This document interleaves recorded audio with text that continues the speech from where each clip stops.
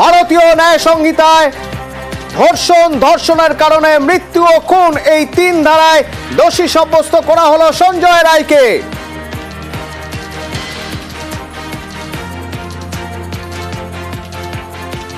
ঠিক 10 মিনিটের মধ্যে দোষী সাব্যস্ত করা হলো। সেক্ষেত্রে শাস্তি কি হতে পারে? ভারতীয় ন্যায় সংহিতার এই ধারাগুলি অনুযায়ী শাস্তি কি হতে পারে? সর্বোচ্চ 25 বছর জেল হতে পারে, আমৃত্যু জেল হতে পারে,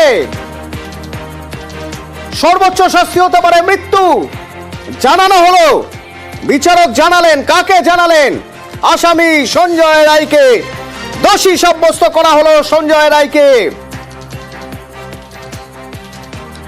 রায়কে দোষী সাব্যস্ত করা হলো ভারতীয় ন্যায় সংহিতা অর্থাৎ বিএনএস এর 64/66/1031 এই ধারায় ধর্ষণের কারণে মৃত্যু ও খুন 3টি ধারায় দোষী সাব্যস্ত করা হলো সঞ্জয় রায়কে।